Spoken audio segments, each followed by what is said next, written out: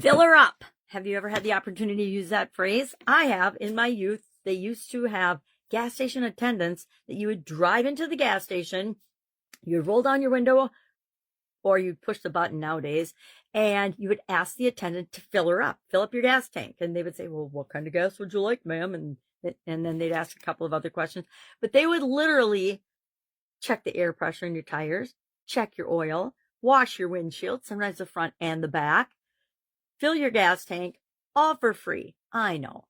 Bygone days. I'm sure there's a few. There's actually one still full service gas station in my small town, but they're very few and far between. Everything's self-serve nowadays. Even the stores like Walmart and Target and grocery stores are self-serve, which for some of us is a challenge.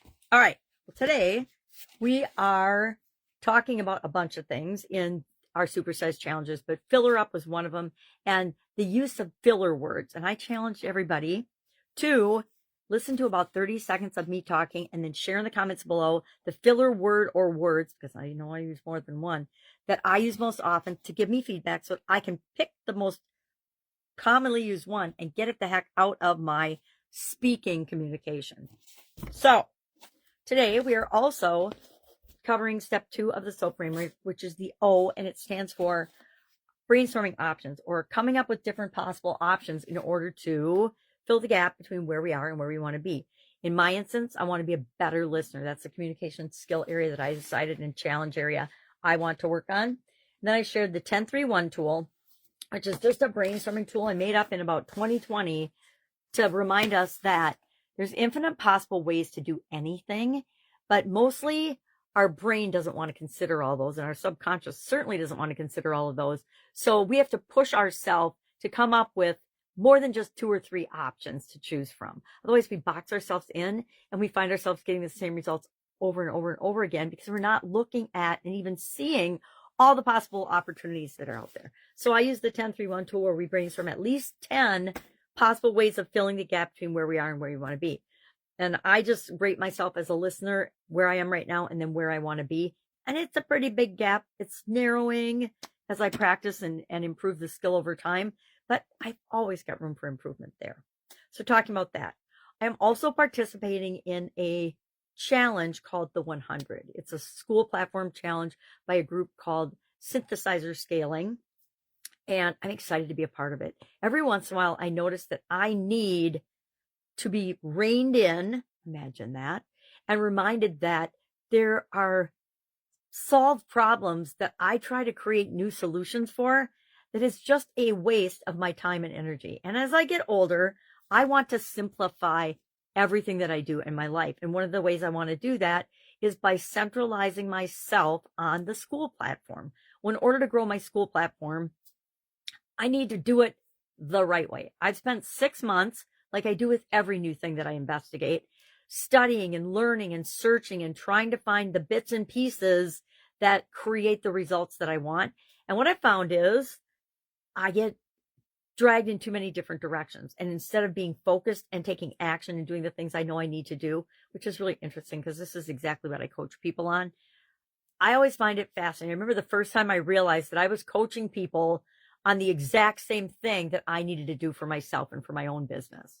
I was talking to Ross, and I will never forget, because he was one of my first clients, and I talked to him for hours a day some weeks. And it's because I wanted to learn to be a better coach, to be a better mentor, to be a better leader. And he was my test student. I hope he's doing well. I'm going to have to touch base with him and see how he's doing. All right, I digress. So, doing the 100, doing a challenge in Victoria Gallagher's community on Skool, actually 2, as part of her VIP and as an ongoing challenge. That one's got another 2 months to roll. So I'm a little bit on the busy side, but I love it. I'm going to be even busier. I am going to be research interviewing, which reminds me of my old journalist days. I'm super excited. A bunch of different business owners to determine what is the thing you need right now, because that is what I want to offer. I don't want to offer what I think people need. I've done that a lot in the past, and it's successful, but it's not nearly as successful as it should be, in my, of course, estimation. But in real results too.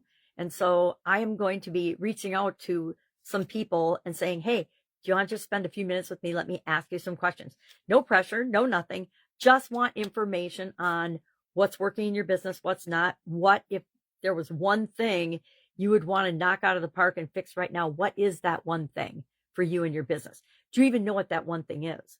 I will admit that normally when there's something or there was friction in my business or we were having a bottleneck, it always somehow led to me. I know my ego couldn't hardly take it, but it totally could, because I realized that a lot of times when when we hit up against a block or a challenge, I was totally and completely the bottleneck. And when I realized that, I just immediately jumped aside and said, oh my gosh, you guys, I'm so sorry, run with this. And they would, and we would have another breakthrough. And that's what I want to know for myself and for people I'm here to help and serve. What one thing do you want help with? Not one thing do I think is your biggest challenge. What one thing do you think it is? Because that's always what it is. We always know, even if we don't tell ourselves that we know. All right, I am rambling. That might be one of my fillers. Share in the comments below if you would like help, if you're open to just a little conversation. I just want to know about you and what is most important to you. And that, heck, you can just send me a message if you want. Hey, this is what's most important to me in my business right now. You can comment below if you're brave enough to do that. I don't really think it takes that much bravery to comment. It takes bravery to comment things that are mean, or I don't think so. I think that's pretty cowardly, actually.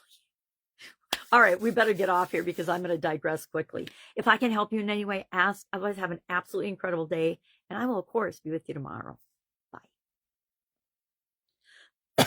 Slow connection. More coffee.